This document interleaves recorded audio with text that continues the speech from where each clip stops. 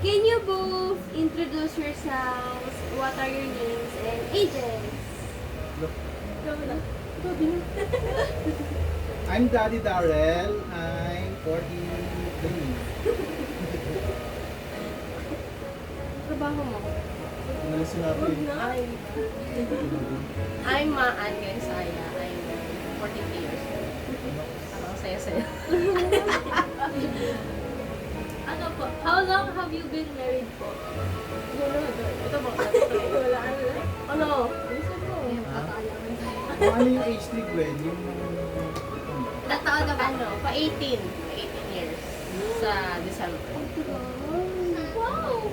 Ano pa magtutuyo pa sa 18 na lang sa Siyempre. Siyempre, mas oras sila. Magtaka kapag ano na kami 18 tapos 20 na to. Chloe. Do you believe in love at first sight? Why or why not? Ikaw na. Love at first sight, sa tingin ko ano, hindi. Ako hindi ako naniniwala. Siguro pag love at first sight, ano yun, infatuation lang. Ako din. Hindi nga, parang hindi eh. Kasi pag hindi. Hindi siya love, Talaga. attraction lang. Attraction, oo. Pero hindi love. Ay, gusto sana akong sabihin pero... BJ lang tayo di BJ. Next. What does love look like to each of you?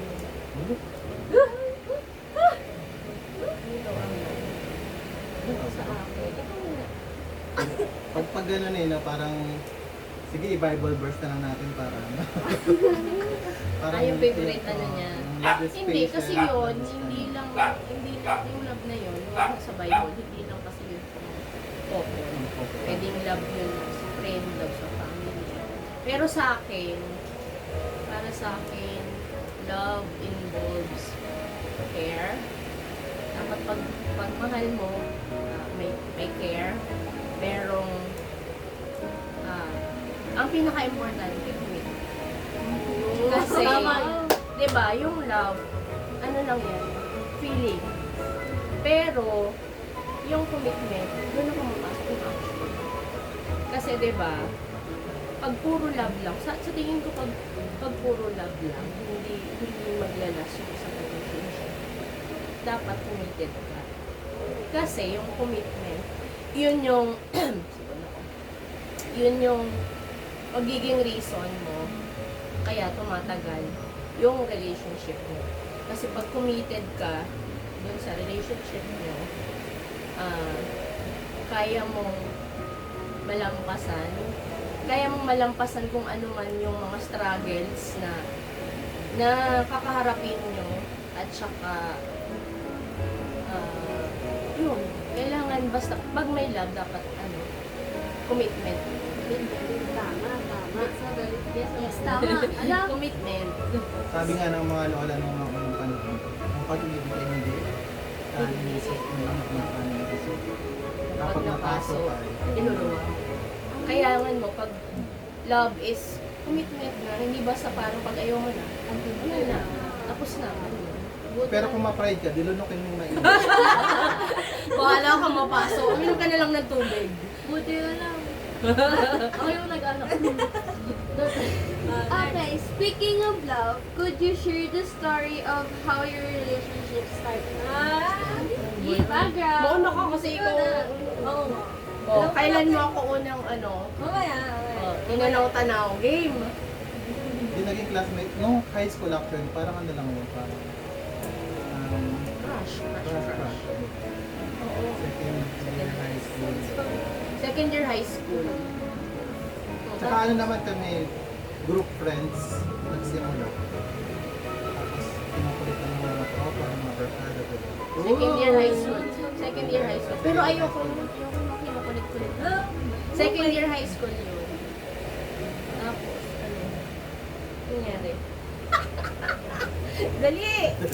Yay! Tapos, Anong ginagawa mo? Anong mga ginagawa mo dati? wala, puro papansin, hindi naman pinapansin. Lagat na Kagaya ng anong ginagawa mo? Haba ng hair. Ano nagawa? Oo, tama. Kasi yung ano, yung parang nalalatahan namin nung high school kami, malapit lang sa school. Kasi yung Walking school distance namin, lang, walking malayo distance. yung bahay nila. So, nasa tita niya siya nakatira. Hindi, doon na kami nagkaroon. Doon sa taas. Tapos, Tapos, siyempre pag nauna ako umuwi, andun na ako sa parang balcony natin, parang ganun. Tapos ito kasi mga tropa na to, mga girls, naglalakad lang sila tapos sa Uwi. palengke, pauwi, gano'n. Kasi andun yung mga tricycles, terminal ng mga tricycle. Ganun. Tapos yung, ano, abang-abang, tanong-tanong, pasulya. Crashes. pero parang, ano kami nag-school? Parang 14. Ano ba? Ikaw na ba yun? Ano ba tanong yun? Could you share the story of how your relationship started? O, yun na nga yun. Hindi po kasi naman. Oo. Hindi pa naman. Pero ang real relationship talaga namin after college na. Hindi, college. Graduation ng college. Oo. Graduation ng college kasi hindi ako sinagot ko. Experience ka ng Okay, related to that, ano po, how long was your courtship? Ayun, siguro ano, parang since high school to college days. Kasi yung college days, di ba dito ako nag-aaral sa Manila. Long sa distance. Long distance. Tapos siya sa Quezon, probinsya sa Quezon. Yun nga, pinipento ko dito sa mga pinaglen na wala akong cellphone nun, di ba? Yan, So- nagtapat muna siya sa akin. Graduation ng high school. High school. High school. Graduation. Fourth year high school.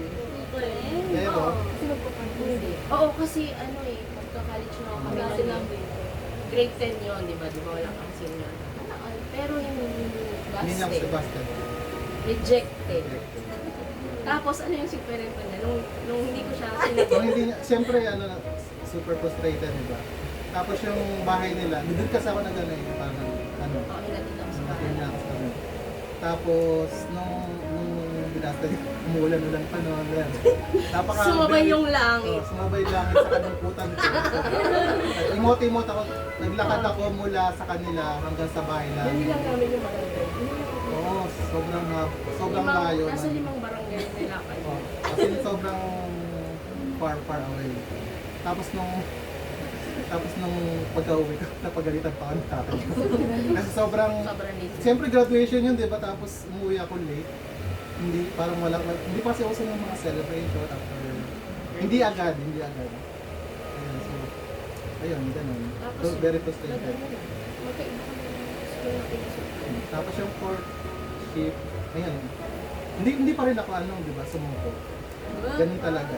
Okay, ano, nagpapadala pala siya ng sulat dun sa school ko ng college. Pero hindi ko alam na matagal na siya nagpapadala ng sulat. Parang sinabi lang ng classmate ko na meron akong sulat din sa post office. Kasi nakalagay yung Hindi pa rin bang post office? Hindi, iba pa. Pero, nagka-jowa siya. Hindi, iba pa. Before yun, iba pa yung sulat. Parang wala pang cellphone nun, di ba? So, may telephone card pa nun. Yung mga payphone. in-insert yung payphone na. Card. I-insert mo yung card mo. Walang Tapos, cellphone. ayun, parang sobrang kapal nung telephone card ko nung tinignan ko. 100 each yun, di ba, per card? Kunya, nakakaubos ka ng 100 at least week.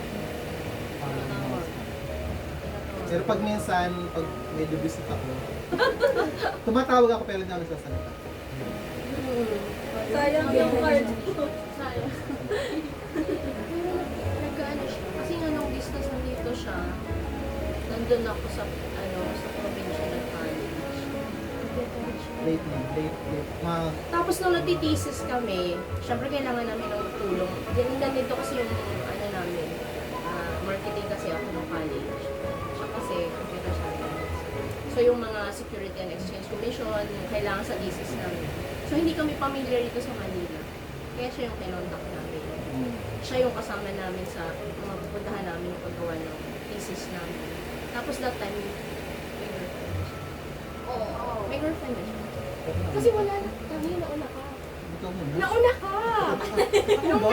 Oo, nung nakipag-break ako doon sa boyfriend ko, saka nakipag-break sa girlfriend mo. Kasi nag-away na kayo. Di ba, may boyfriend ako. Tapos,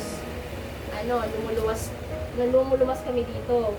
Nalaman ng girlfriend mo na sinasamahan mo ako. Kayo. Kami. So, parang nagsedo siya. Yung girlfriend niya. Tapos ako, may boyfriend ako doon. Tapos, sinabi ko rin sa kanya, nung nakipag-iwalay ako sa boyfriend ko. Baka ako hindi mo yan. Hiniwalayan siya dahil nalaman na, ayun, basta complicated. First love. Tapos, kasi, nung sigurado ka na makakagraduate ako ng college. Saka, How many years were you together before time? Years. 5. From what year? 2000. 2000 kasi ako nauna akong graduate ng college kasi ano siya, Trisem kayo, di ba? Nauna akong graduate ng college. 2000. So, 2000. Oo, 2000. Saka pa lang ha. Saka pa lang. 2000. Official. Akala na Official boyfriend girlfriend. How did you know that your partner was the one you wanted to marry? Buntis na. Unplanned. Ano plan? Kasi ito na si Cheska. Cheska. Ano plan na? Aware na ka. Ikaw pa. Oo, pero Aware naman siya. hindi, pero di ba?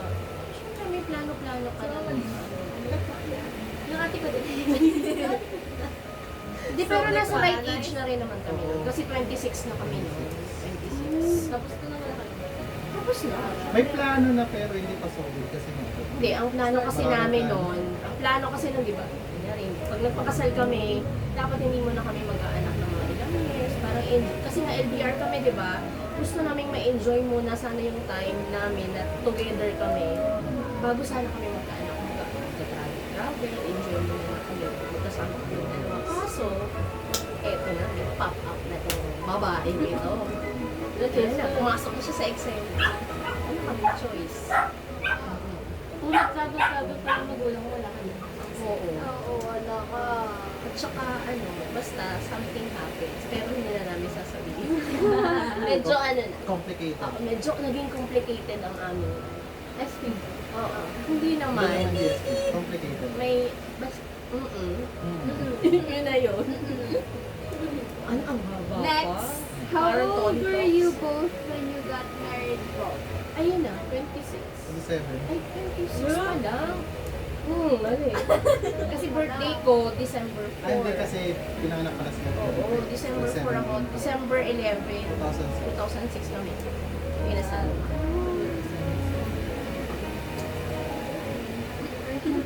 Tablog pa.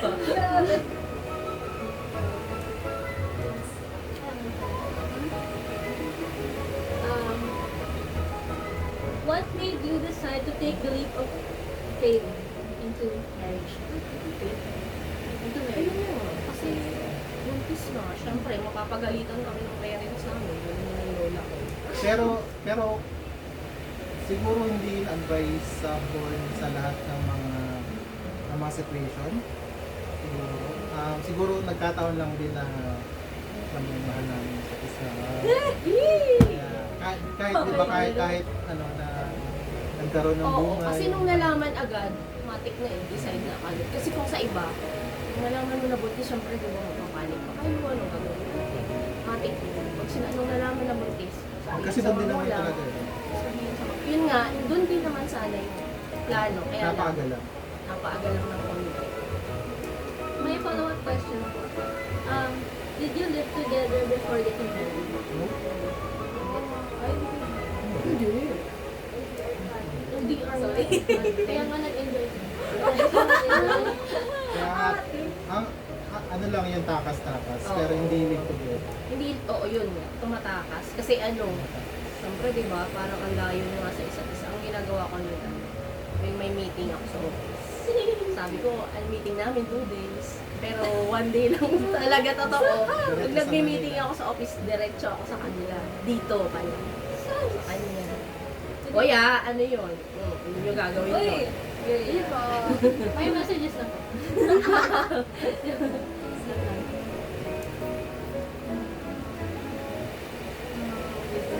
Do you have a sister, wedding, or sibling? Civil. Civil pala. Kasi yun nga, wala kami masyadong time mag-prepare. Tapos, ayun nga, nandito siya nag-work siya dito. Tapos nagtatrabaho din ako doon. Tapos, syempre, sasabihin namin sa magulang namin yung unang-una agad sasabihin yun. Nagutan kita! Kaya matik agad. Kaya mabilis ang civil muna. Pero tanong ko lang. Di na lang If, sa... in the future. Oo. Kapag 25 na kami, 25 years ago, silver. Ako naman. Yes! Pag ikaw, kinasal din ng ganun Baka sumabay ka pa. Ano ba yan? Wala sa hot seat ngayon We have plans pero na. Siyempre. Nasagot na to, pero do you have children? If so, when and how did you decide to start having a family? Do you have children? Oh, kita ititch ang bunga. Yun nga, ano siya, medyo hindi naman sa unplanned, pero hindi mo siya pinagsisihan. Siyempre, di ba nasa... Parang somehow expected Oo. na unplanned. Ganun. Oo, parang Makes ganun. sense. Kasi nga nasa, Parang nasa right age naman na kami. Parang, That's so nice. pagsisisihan mo naman tong gandang hindi inakala na ito. Kahit hindi lumalaki pa yun. Ilan ba anak niyo? Dalawa. Yung isa, ito, si Cheska. Tapos yung kapatid niya, 13 years old, lalaki. Meron ka pang isang Si Sam. anak. O, yung baby, Asa dog. na? Sa akin, hindi lumabas yun. Next. How was having children impacted your marriage? How was it? A lot. A lot? Siyempre. Kasi doon ka naging responsible. Oo, at saka, may times na, syempre hindi naman perfect talaga wala namang perfect relationship. Yep. Pero kapag may mga anak na, minsan may mga times na hindi mo maiwasan dito kakaroon ng misunderstanding. Pero, ang nagbibigay sa'yo ng lakas, ng strength, yung mga anak mo. At saka syempre kahit pagod na pagod ka na sa pagtatrabaho, pagod na pagod ka na kahit dito ka lang sa bahay, iniisip mo yung mga anak mo. Kasi sila, nakaasa sila sa magulang pa nila, di ba? Kami pa yung responsibilities namin as parents. At saka, syempre, pag may anak ka na, parang kakalimutan mo yung sarili. Hindi naman sa kakalimutan na kaya lang syempre, lahat ng magsisikap na ginagawa namin is para sa mga anak. Dapat priority. Next. Ano po? Tawang-tawa. What challenges have you faced in your married life? Hindi, siguro hindi nga challenges, parang simple Misunderstanding. Kung may mga hindi kayo napapagkasunduan, ganyan. Pero, ito kasing daddy ni Gwen, wala yung issue. Wala yan. Hindi siya hindi yan pala labas. Hindi hindi nagyayos eh. Hindi umiinom, hindi mabarkada. Ang bisyo lang niya, dati, yung before talaga online games. Addict yan sa online games. Yun yung pinag-aawayan namin, Ay, bago hindi. pa lang kami. Bago na lang yun. Hindi ako marunong mag-Dota. Hindi, yung mga time niya, May time kasi. yung age namin. Pero wala naman. Ayan, yung mga collection niya na marami pa sa taas. Ayun. Hindi, marami pa. Yan lang. Pero at least, yun lang, pag may mga topak-topak. Ayan. Yun lang.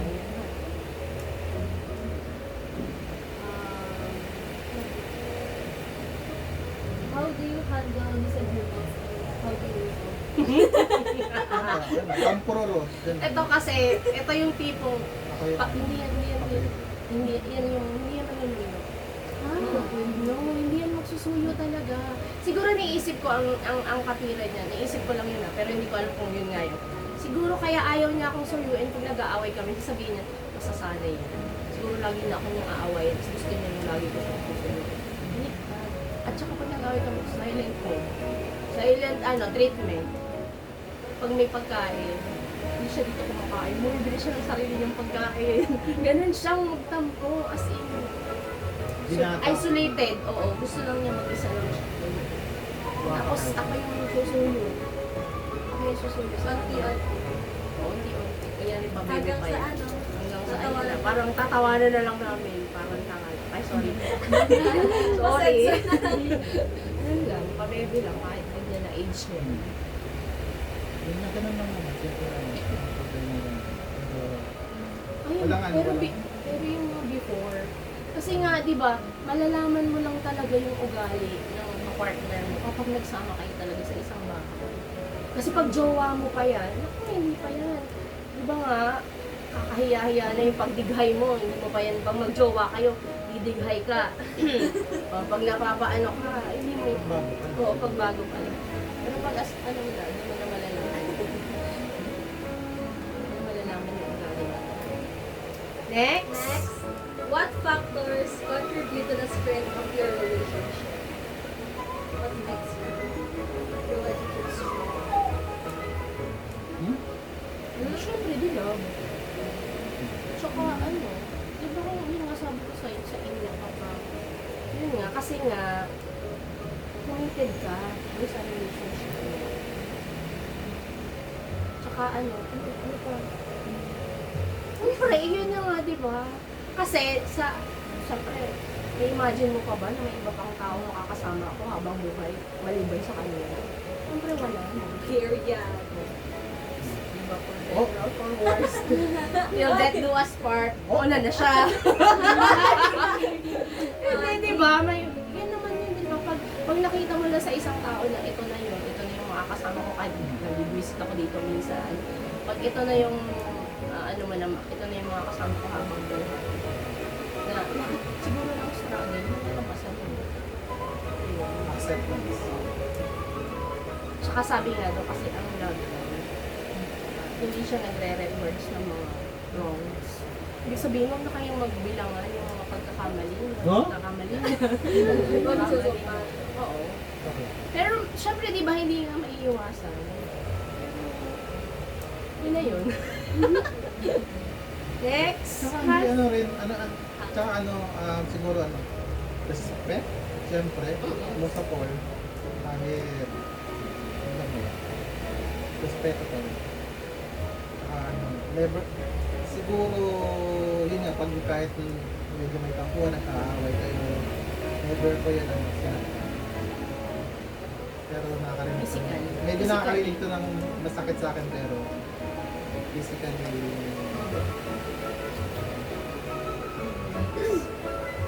Has your marriage lived up to your expectations? in a perfect form, syempre hindi. Pero, parang nga yun, expectation versus reality. Syempre, the reality is, kayo pa rin naman yung magkakaroon.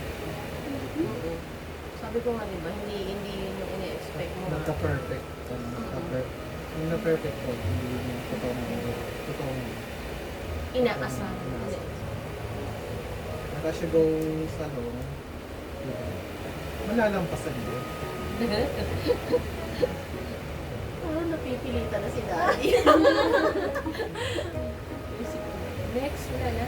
Final question. Kala ko may Kala ko hanggang alas 9 pa to eh.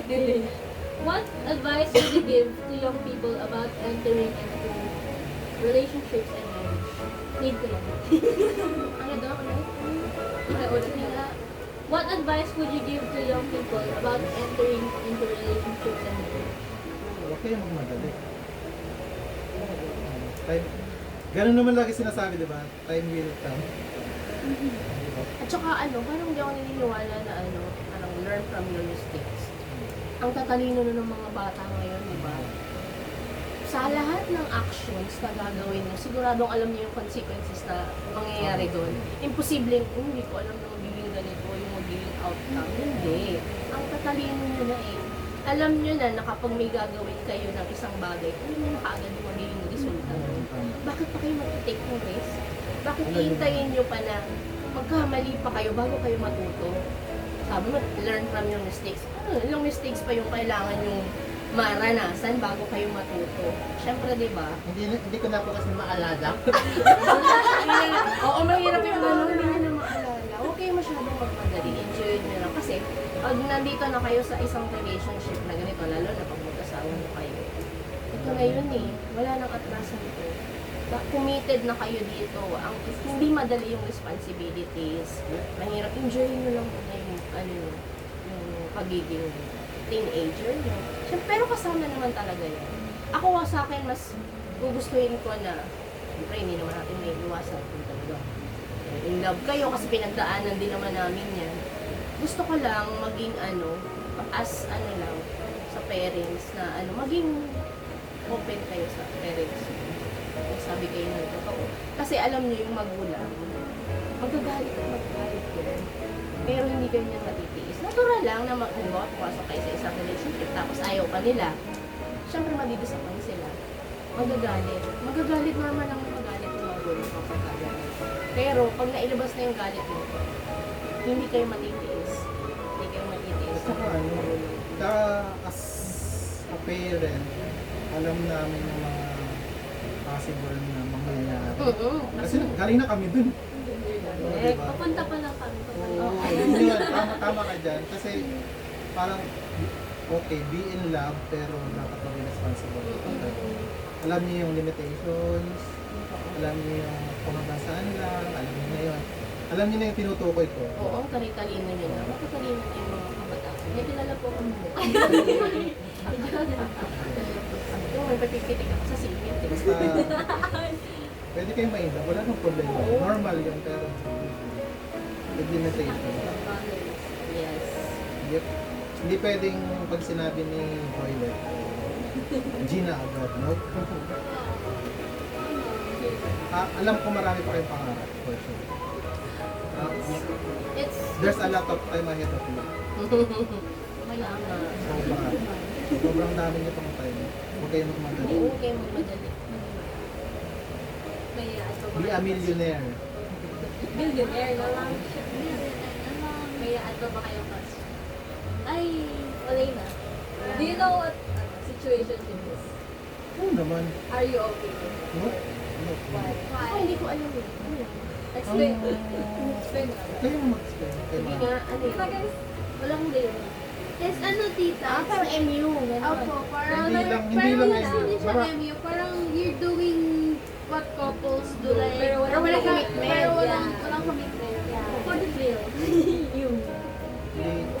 Para saan mo? Sobrang ano na kasi ngayon eh, sobrang napaka, yun kasi mga Gen Z ngayon. Sobrang ano, parang sige lang, wait, kung ayaw na error muna tayo, kung ano yung okay. Pag hindi, di split, hanap ng iba. Pero parang ang pangit kasi tingnan lang ganun, parang you're, parang ano nga eh, For the thrill. for Experience? Or fun? parang gano'n.